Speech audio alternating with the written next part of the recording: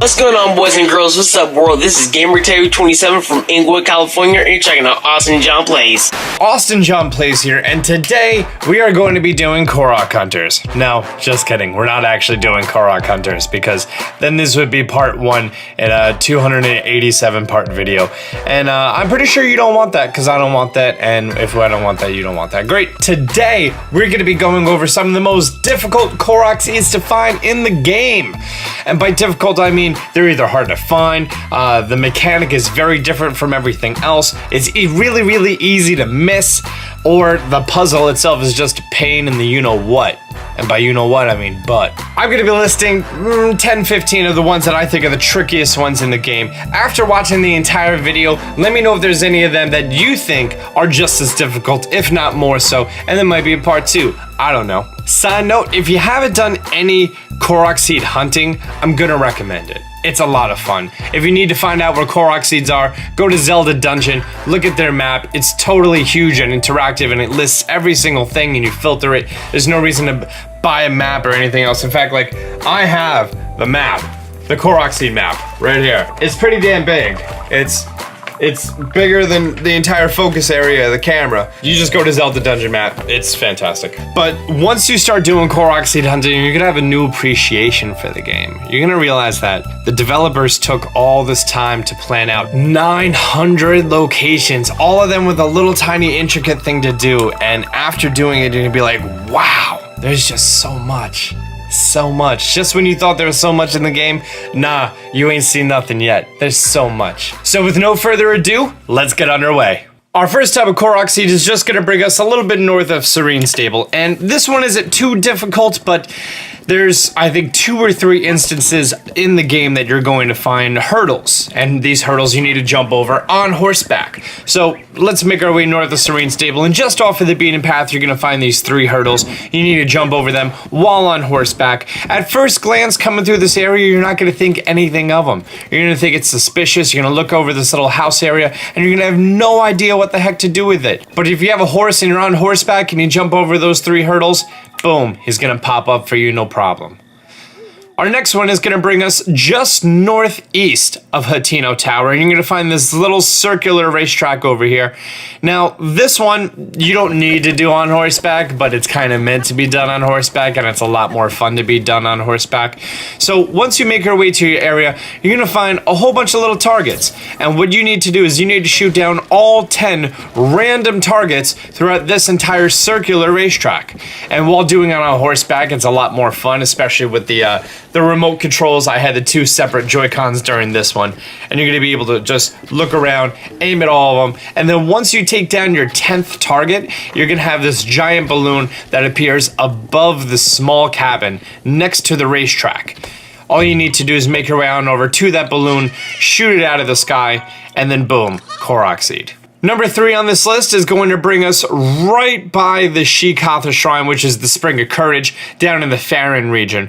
And this one is such a pain in the butt. First, after making your way past all the Lizalfos with the shock arrows, you're gonna find this this little statue here on top of this pedestal, and there's gonna be 3 rocks on 3 of the corners here.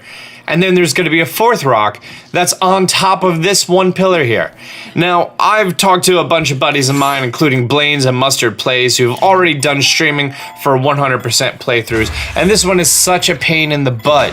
Such a pain in the butt. Best strategy I found is to use stasis on it, drop a bomb, jump off, activate the bomb, and then shoot a single arrow opposite, well, from opposite of where you want it to go. So it's gonna land almost exactly where it is. Now you're gonna take a sledgehammer or a large weapon. I'm using the Savage Lionel Crusher, and one single hit should be enough to just gently push it over to the exact spot that that Korok Seed is gonna show up in. Great. Our next one, which isn't as difficult, but it gets an honorable mention on this list. Right next to the Spring of Courage, you're gonna find this enormous statue outside, and in each of his hands has half of a metal cube puzzle. In his right hand, he's gonna have the actual target that you need to go to, and in his left hand, on the opposite side of the entire statue, you're going to find the other part of it. I'm gonna use Rivali's Gale, make my way on over there. gliding through the air. We found our metal cube, and now the worst part is anytime you try to make your way on over anywhere, it's so slopey, chances are you're just gonna fall off. Now without the Thunder Helm, this is a nightmare. It really is. There are so many Lizalfos here. They're hidden, they're on top of pillars, they all have shock arrows. And anytime that they shoot you, you're gonna drop that, it's gonna go flying somewhere else. But if you make your way in a straight path, you know exactly where you're going. With the Thunder Helm, it's not really that much of an issue. That's the reason it gets an honorable mention, not a real spot on the list. Our next one is going to bring us to Lurland Village. Now this one, I just recorded this for the video. This is my first time doing this Korok Seed. This one took me 45 minutes. Why did it take me 45 minutes? Well, inside of Lurland Village, you're going to find this little boat right here, the little boathouse guy. And on top of him, there's going to be an area for a stone puzzle. However, there's no stone nearby. So what you gonna do? You need to make your way over to the cliffside behind the boat and then use a variety of weapons to hit it in the exact perfect force and trajectory. That way that rock will go, slide up the railing, and then slide down. You'll see me jumping for joy here for how long it took. And then drop that one rock into that triangle, and then boom, bippity boppity, Korok Seed. While you're in Lurland Village, there's a really easy one to miss. On top of a house, you're gonna find a palm tree, and there's a single apple in between 3 palm fruits. You need to shoot the arrow right off of the middle. I thought you needed to only shoot the apple, but apparently as long as the apple is down, in addition to the palm fruits, you're fine.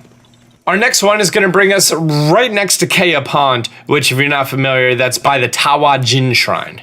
You're going to find this giant little plateau area, and then once you're here, you're going to eventually walk around it, and you're going to find a whole bunch of luminoid stone deposits.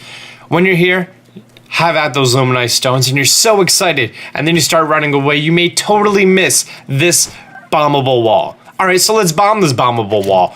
Boom! More luminoid stone. You're so excited, you're so thrilled. You get that luminoid stone, you start running away. You could totally miss this rock here. This rock here sent me for a trip. Actually, just trying to find the entrance to this cave alone sent me mad for a little bit. Our next Korok Seed on this list is going to bring us to Hyrule Castle. And once in Hyrule Castle, you're going to walk directly straight from the doorway entrance. Boop, boop, boop, boop, boop, boop. Cut away me taking down that guardian like a boss. Now, I'm going to use Ravioli's Gale, fly my way on up. Of course, you could climb regular. You're going to find a pinwheel over here. Take care of the 2 guardians who are giving you trouble. And then, take out your bow. And in the very distance, you're going to find this balloon. You need to shoot that balloon. Now, with motion controls on, it's like impossible. I tried this on several occasions, drove me absolutely bonkers. And then I'm like, nah, there has to be like a strategy, a rhyme or reason to it. So turn motion controls off, and then I just slightly move down the cursor every single time, look for the exact spot to shoot it at, and it turns out that the exact height it needs to be is the wall. When you're lined up perfectly with the wall, one arrow, pop. That's all you need to do. All you need to do. I tried so hard. I didn't know that that's the one thing that needed to be done. But yeah, sure enough, that's your Korok Seed. Inside of Hyrule Castle is going to be a really fun type of puzzle, and your starting flower is a little difficult to find. Well, easy to miss, I should say. This is going to be a flower chase over a bridge.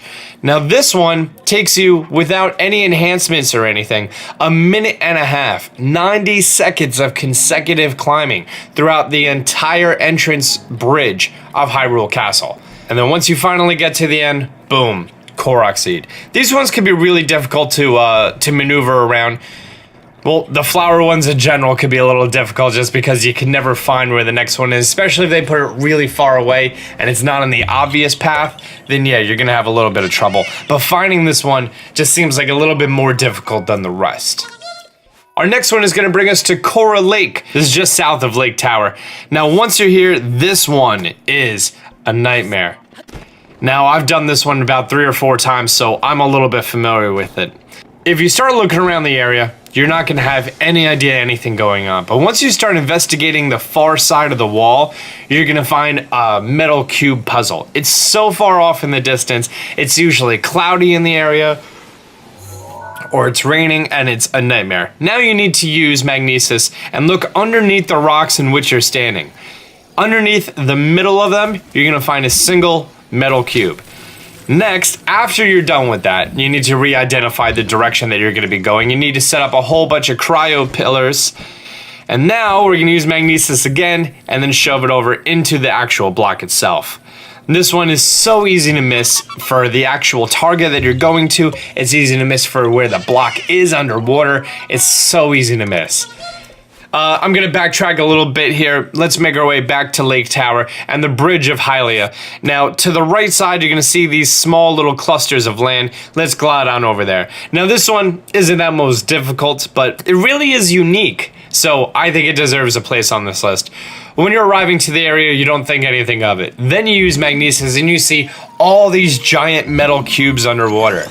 Now you just need to go find the one that's out of place and then bring them over to where the rest of the cubes are.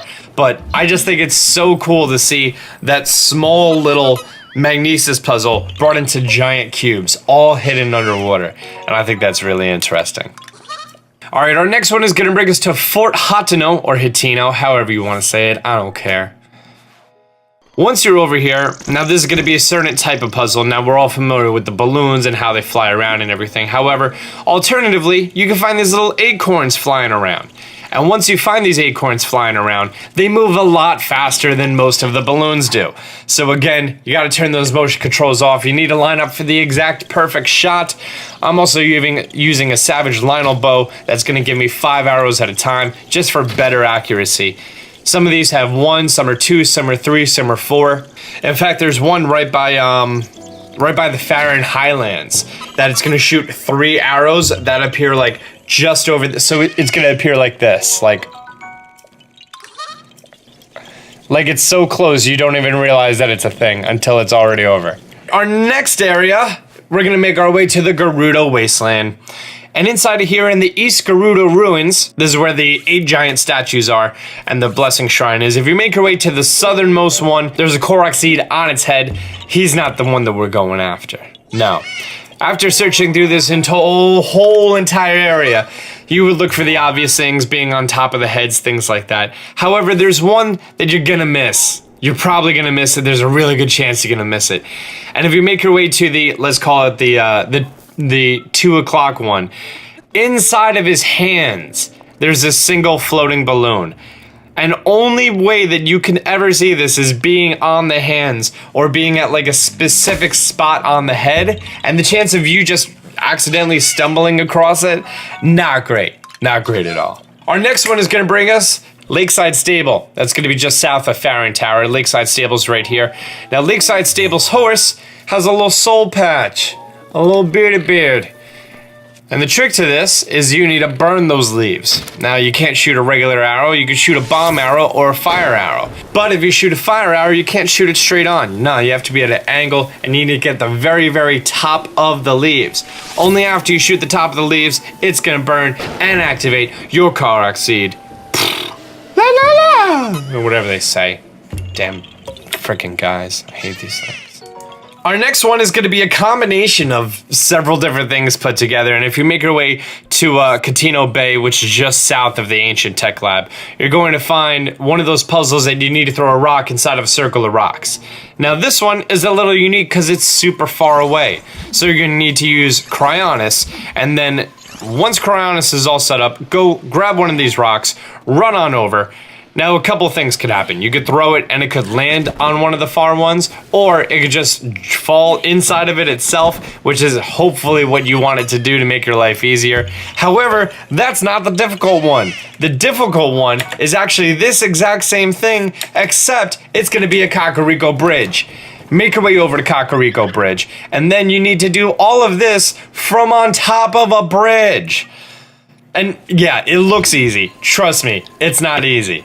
At one point in one of my saves, I've gone through 4 different full saves of grabbing these rocks, throwing them off, and then not getting it to line up right.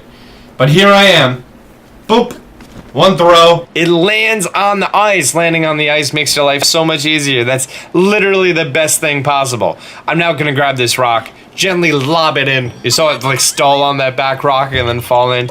Yeah, that is the optimal situation for how that can actually go down. And then for your last seed, you're gonna make your way to Gerudo Town and then climb up the palace. When you're here, I actually found Riju because it was at night, and she's like, "Oh, the sand seal stuffed animal. Don't worry about it. I'm not playing with stuffed animals whatsoever. Just ignore this. Why are you in my house anyways at this hour?" Next, you're going to just climb your way all the way to the top, and you're going to find your last most difficult Korok seed. Guys, right here is, in my opinion, some of the most difficult Korok seeds in the game. Is there something I missed? Be sure to leave it down below on the ones that you thought were the most difficult to find, do, or figure out. Until next time, Austin John out. Be sure to like this video and subscribe. I'm going to be giving you guys lots of helpful videos in the next following days and weeks. Till next time, Austin John out.